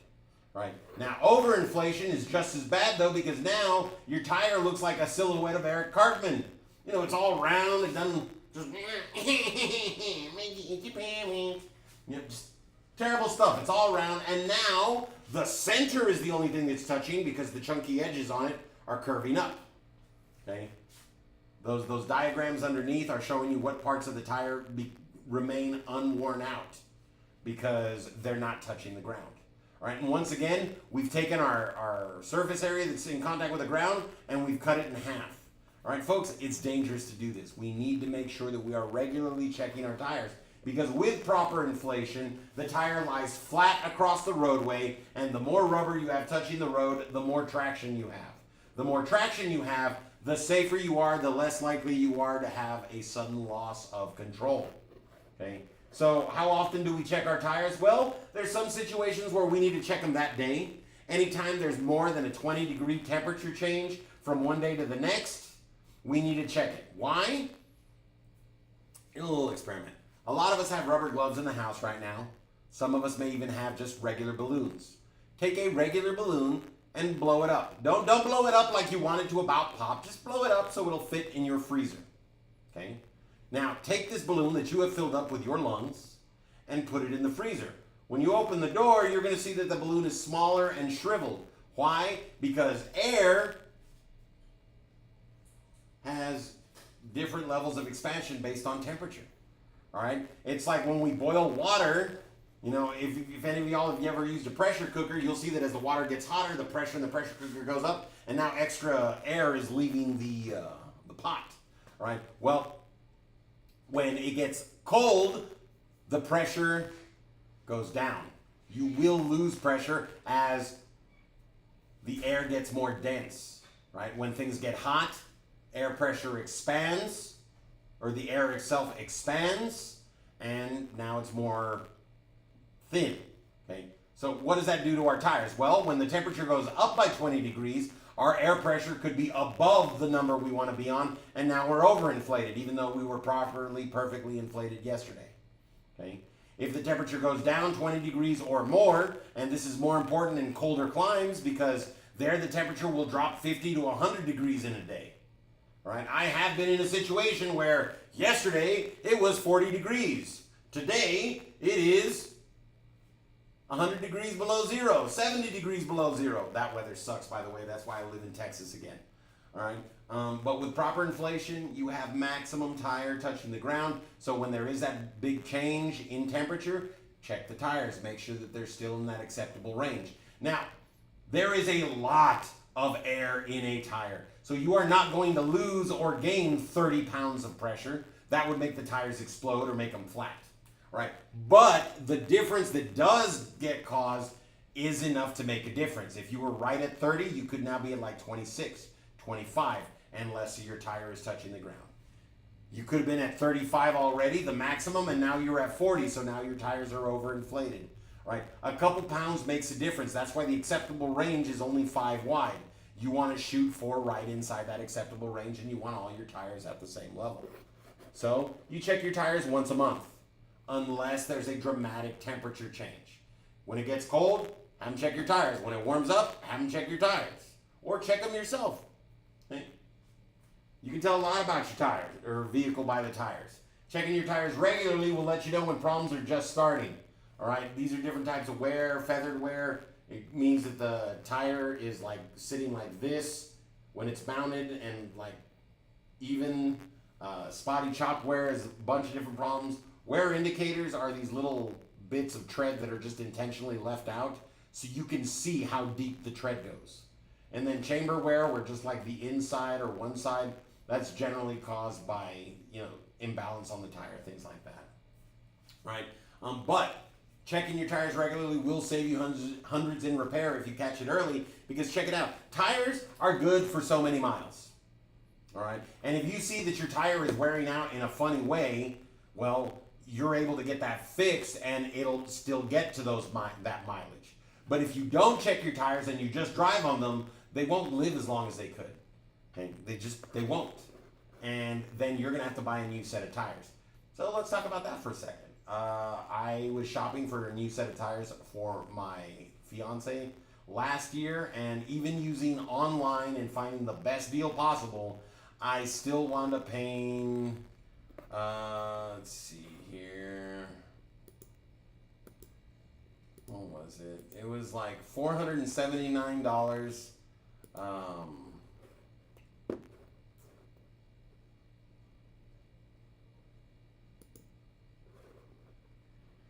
It was about just under $500, and honestly, folks, I still had to pay to have them installed at the tire place, and they charged me like another $30. So like $500, right? Now, that's because she needed new tires. Well, if you don't take care of your tires, you may need new tires every year. If you do take care of your tires, you'll need new tires every 30, 40,000 miles, depending on, you know, how much driving you're doing. That could still be in 1 year, but if you're not taking care of them, that could be 6 months that they last instead of that full year. All right? So it is super important that we just absolutely make sure that our tires are good. Because when your tires are bad and your tire explodes on the roadway, that also poses crash hazard, crash risk, right? We want to make sure that we're safe as sound as possible, and so we need to make sure that our tires are good, because your tires are the part that keeps you alive, all right? I mean, your rims can be ugly, rusty, but as long as they still make a safe seal, you're good. Your car could be all dented up and scratched and have all kinds of stuff all over it, and as long as your tires are still making that solid contact, everything's still working fine, you're going to be safe, right? But the second your tires start to wear out and you don't notice, you're putting yourself in danger. You could be slipping in water, you could be losing control just because you don't have enough tread left on the tires, or you could have a rupture, a blowout while driving, and that can cause problems. All right? Now, if you allow your tires, shock absorbers, or steering system parts to wear out, traction and control will be reduced. Right? So another thing we can do to extend the life of our tires is tire rotation. Right? And rotation is where they take the tires from the back, they put them to the front, they take the tires to the front, and they put them to the back of the vehicle. Well, why do we do that? Because the front tires pivot. All right? About 6 months ago, I was looking at one of our work cars, and I told my boss that the front tires needed to be replaced. And my boss was like, well, why just the front tires? Why not the back ones? And I was like, well, I mean, when did you get the tires for that? Well, about 1.5 years ago. I'm like, well, I'm guessing it's because we haven't had them rotated and the front tires are just way more west up than the back ones. And they went and looked, and yeah, absolutely, the tires needed to be replaced, right? Unfortunately, it's what happens when you have a business. It's we don't always have time for all the maintenance, or it slips through the cracks, right? But rotating your tires will take those ones that are constantly pivoting and getting that extra abuse on them and put them in the back where their job gets easy. All they got to do is roll straight forward, right? Fluid changes, refills. What fluids do we have to check and refill in our cars? Does your car still have a power steering fluid that you need to fill up? It has brake fluid. I can guarantee you that because I've yet to run into a car that doesn't. Did you know brake fluid even existed? If someone tells you check your blinker fluid, they're messing with you. If they tell you to check your brake fluid, your power steering fluid, those things are real and they cause real problems. You ever been driving and you see somebody starting to turn, and the second they start to turn their car, you hear this loud squealing noise that sounds kind of terrible, and you're like, oh my God, what is wrong with that car? It's just power steering fluid. That's all it is. Or their power steering system is starting to fail, right? But if you don't know to check these things, you may not be safe. And low brake fluid, that can be the difference between living and dying on a 5-minute drive, right? So we need to be aware of what fluids our vehicles do take when you get yourself a car. Familiarize yourself with under the hood and learn to take care of it. YouTube will teach you an extraordinary amount of stuff if you just Google the name of your car, the year of your car. And then regular tire pressure checks. Once a month. When you see that your tires are getting low, you take them to a shop, go have air put in, or use your own compressor, put some air in. All right. If you see that the pressure is too high because the temperature went up, you can just use the tire gauge that you checked to release the extra pressure. 3-4 seconds at a time, recheck. 3-4 seconds at a time, recheck.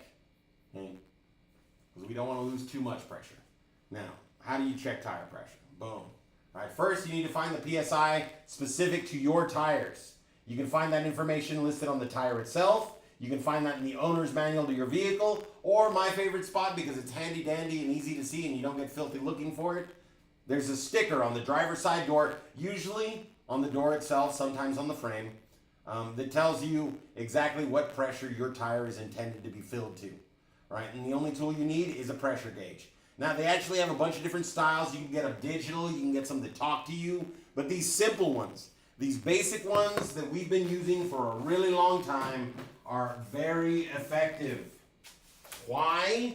Because just like the simplest organism is generally the most successful, the simplest design to do something is the one with the least parts able to fail. Okay? And these things, they just work so good. You pick one up for $2-3 at like AutoZone or O'Reilly's, and this is a lifesaver.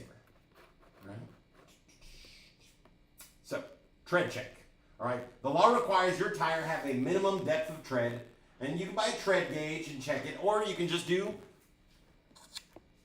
the penny test. Now, I've been using this same penny to say this since the very first class that I taught, because you can do the same thing. You just keep a penny in your car and you're good to go. And since it's a penny, nobody's ever going to be like, ooh, I need that. Try to use a quarter, somebody's going to jack your quarter. Try to use a penny and you're good to go. All right, so what do you do for the penny test, right? All right, well, we just take Mr. President in and we dip his head in. Now, you see right there how it looks like his head is not being, or is not going in any further than the very tip of his crown? If that was all that that coin could go in, that tread would be bad.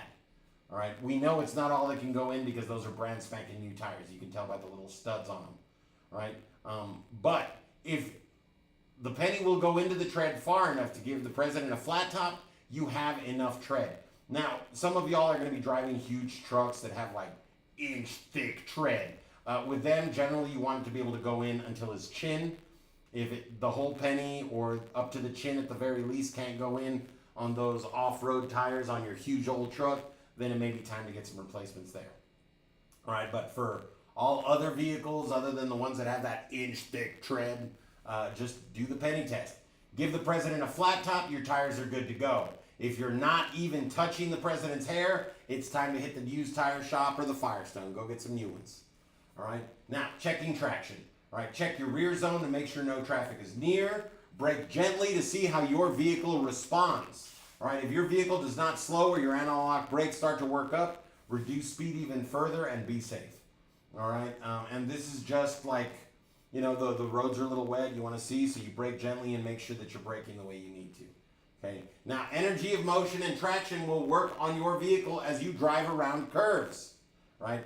The energy of motion in your vehicle will try to make it go straight, right? The higher your vehicle's speed, the more it will tend to go straight. That's why we have those advisory cautionary speed limit signs. They tell you what the safe speed to perform that curve is at. All right, but for everything that reduces from ideal conditions, we reduce the speed. All right, now, vehicle controlling curves. Number one concern is speed, okay? Because if you are going too fast, you will lose control. The second one is the sharpness of curve. The sharper the curve, the less speed that's going to be safe on that curve, right? And then a banked curve. Now, banked curves are nice and they do help maintain traction. That's when the curve is like this. You go, and it looks like the inside edge of the curve is lower to the ground and the outside edge is higher. Okay, that's a bank curve, and because of that, gravity is actually pushing down on the vehicle, helping give you better traction on that curve because of that angle.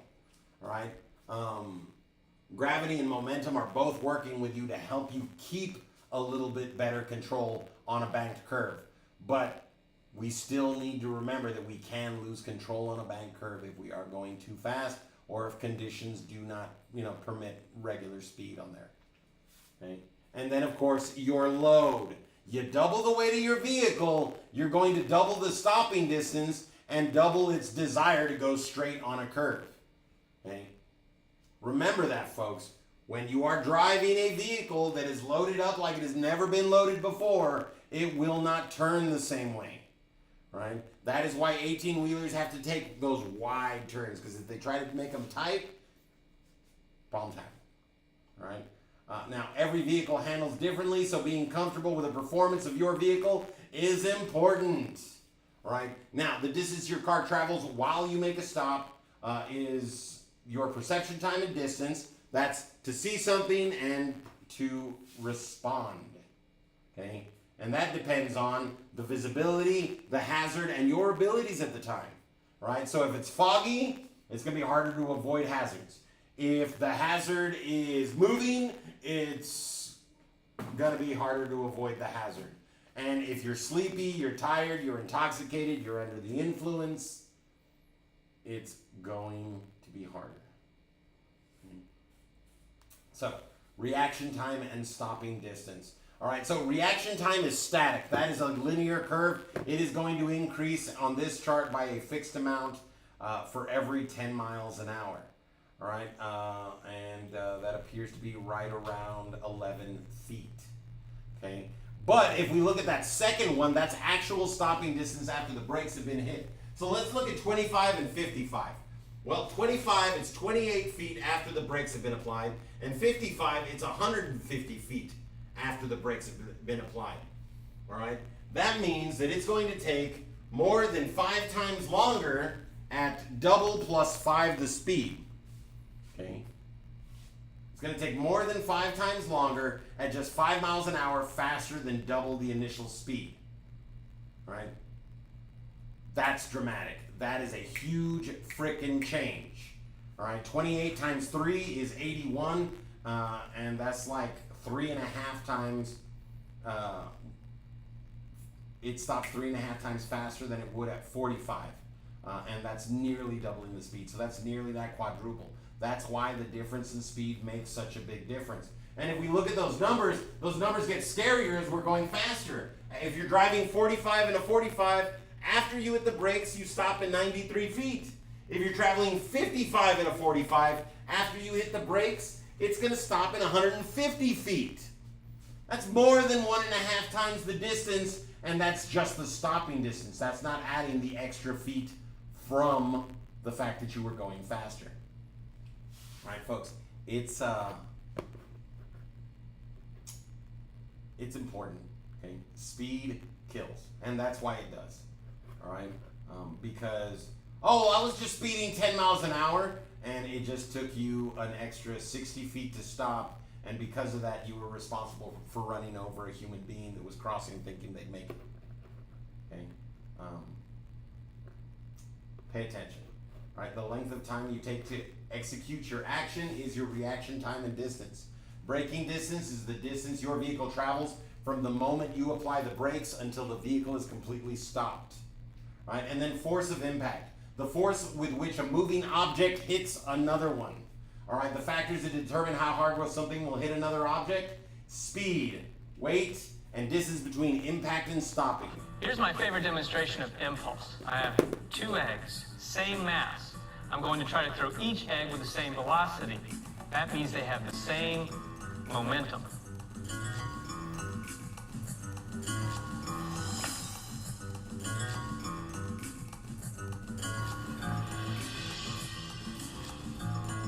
If the impulses were equal, why do we have such dramatically different results?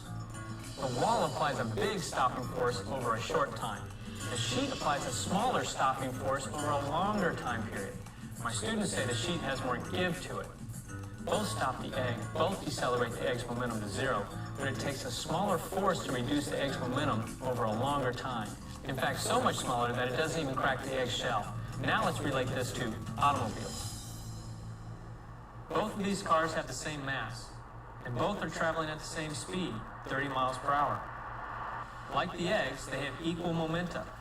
As a result, it will take equal impulses to reduce their momentum to 0.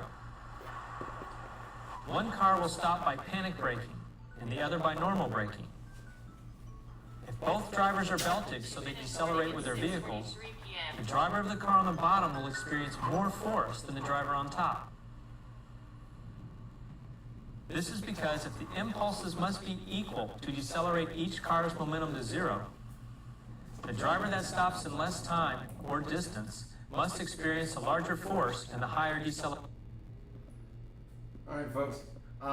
So 3 collisions occur when a vehicle hits a solid object. The vehicle hits the object and stop. All occupants either hit the inside of the vehicle or a restraint device. And then occupants may suffer internal collisions as their organs impact inside their bodies. That means your car hits, you hit, and then you could get a concussion, your organs could get damaged due to the violence of the impact, and that is why people die a couple days later after crashes. All right, safety belts and airbags. Safety belts are active restraints because you have to put it on. Passive restraints are restraints that activate on their own, like an airbag. All right, those things are automatic. Okay. You need to be using both of these because not wearing a seatbelt could kill you. Now, safe airbags deploy at speeds of over 200 miles an hour. So keep your hands between the 9 and 3 and 8 and 4, not the 10 and 2 and 8 and 4. Keep your hands between the 9 and 3 and 8 and 4 position for the absolute safest to ensure that you're not going to get injured by an inflating airbag. And there it is in writing. You want to have 10 or more inches between your chest and the airbag in your steering wheel. All right. Now, let's see here. If a vehicle increases its speed from 20 to 60, its braking distance will increase by. Now, the correct answer is not on the answer guide, so I'm going to give it to you right now. It's actually 9 times because we're going 3 times faster, and the square of the change is the difference. That means since the change was tripled, well, 3 squared is 9. So it's going to take 9 times longer to stop. Okay. This tire is overinflated. It's looking like a little Eric Cartman. It's all round and it's overinflated. You have lost half your traction because there is too much air in your tire. By the way, folks, overinflated tires are more likely to rupture than properly or underinflated tires. To correct a skid as you turn left in a curve, okay, you want to release the brake or accelerator. If you are skidding, your brakes and your gas ain't going to be doing anything because you need traction for either of those to function. So release the brake or accelerator, look and steer in the direction of the skid. Sometimes that means we're steering off-road, folks. That's okay, right? Sometimes we have to drive off-road. Sometimes we got to crash into a fence or something because we just got control and that's what's about to happen. Don't panic. Don't give up. Just do your best and try to minimize damage in the collision. Now, a vehicle that is driven into a curve tends to continue in a straight line. Momentum is going to make it want to keep going forward. And then the distance a vehicle travels from the time the driver applies the brakes until it stops. Perception distance is how long it takes to see it.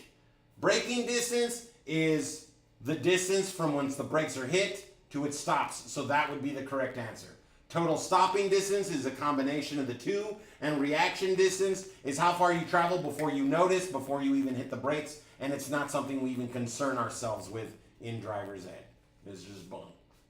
All right, and then what is most likely to happen in rainy weather? So when you're talking about time increasing, that means something's going to take longer. Okay, so does reaction time increase, or does perception time increase in rainy weather?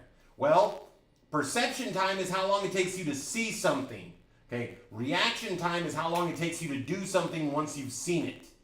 All right, reaction time is going to be about the same. It's going to be about 1.5 seconds from the second your brain spots it. It's going to process, and then in 1.5 seconds you'll have finished responding. What's going to take longer to do, though, is see it. So your perception time will increase because it's going to take longer to see the problem. And then during a collision, this driver was protected by wearing a safety belt. What caused the driver to move forward? The subject of today's class, inertia. That's what caused him to move forward. All right? And then when properly adjusted, a safety belt fits snugly across your hips so you don't slide under. All right? There's this video online where this guy's on his phone and his buddy hits the brakes while he's got his feet up on top of the dashboard, and he just slides butt first into the compartment where his legs goes, and he's stuck. Why? Because he wasn't buckled up. Well, if it's loose across your hips, you can crumple that way. You can slide during a collision down and into that area. So you want to make sure it's snugly across your hips to prevent that from happening. And you want to make sure it's comfortably across your chest. That little bit of give that it has is important because that acts as crush distance. You move an extra couple inches, and that is reducing some of the force your body's going to experience when that seatbelt tightens up. Because it's got a mechanism that's going to lock up for you once you jerk on that real fast. All right? It's a little thing that swings, and the momentum sends it forward. All right? So here it is. Yeah, that was 9 times, now 4 times. This tire is overinflated. You release the brake or accelerator, look and steer towards your target. A vehicle driven into a curve tends to continue in a straight line, right? The distance a vehicle travels from the time a driver applies the brakes until the vehicle stops is your braking distance. Perception time will increase. It takes longer to see stuff in rainy weather, and inertia did in fact move the driver, and there it is. Fits snugly across the hips and comfortably across the chest. Please make sure this is how you're wearing your seatbelt, because loose across the hips, you could just go completely under, and it's bad when it happens, folks. All right, but that is the end of today's class. Hopefully we can take care of these vulgar interruptions. I do apologize for that. If it's somebody that you know doing it, please ask them to stop. It's not cool. It's not professional. This is a business that they're messing with, And it's my job they're basically attacking. I don't think I'm a bad enough guy to be coming after. But every day make the world a better place. First, do no harm. Every day make that choice, make that change, make that decision to take one step closer to the person you want to be. To take one step closer to the life you want to live. To prepare yourself by changing how you do things for your future that you want. All right, folks, because we have that power. We can change everything about ourselves. It's just hard. And it takes time. And we have to start with a small step. But even a tiny change can become massive. Because when I was like 25 years old, I wouldn't have wanted to be my friend. And today, I think I'm an okay guy. I'm still working. I'm still trying to become the best person I can. But as of today, as of, before I got hired at this job, I think I've already made tremendous strides in becoming the person that I want to be. And we can all do that, folks. But the sooner you start, the sooner you can be amazing. Because I know y'all can. Each and every one of you has the capacity to be a world changer. To be the sort of person, the sort of friend that people are like bragging about, like my best friend. My best friend is the greatest best friend of all times. That kind of person. You can always count on this person. Diego, he stand up 100% accountable. You can always know that if Diego says he's going to help you, he's going to help you. Teresa, can't even say anything bad about Teresa. Teresa's amazing. Teresa will always do what she promises. She will be the kind of friend you need. That's the way you want people to talk about you. That's the sort of stuff you want to hear from people because you're that kind of person. And all it takes is change. Just little changes here and there, little adjustments, little tweaks until you become that person you want to be. Now, folks, tomorrow is Friday, Drugs and Alcohol Day. So we will be going over the drugs and alcohol presentation. And remember, I will not be here on Monday. My little brother's getting hitched. And we're going to be spending some time with him, going to the ceremony. It's going to be fun stuff. So y'all will have a video most likely for the class. But that's okay, because if you have questions, issues, or concerns, we will still have people available that can help you out. All right, but thank you so much, everyone. Y'all have a fantastic evening. I will see y'all same bat time, same bat channel tomorrow as we are talking about alcohol and other drugs. And then next Monday, we start week 3, folks. Y'all are going to be going through managing distractions on Monday, and then we'll have effects of driver condition on Tuesday, city, country, and highway driving, as well as sharing the roadway on Wednesday. Thursday, we're going to talk about handling emergencies and adverse conditions. And then Friday, it's just buying a car and Steve's final words of wisdom, folks. Great job. We're almost done. We've almost finished up 2 weeks. Keep up the good work. Stay strong, stay well, be awesome. We'll see y'all tomorrow. Same bad time, same bad channel for day 10 of Teen Driver Education, the Hernandez Driveway. Bye, everybody. Take care. Stay awesome.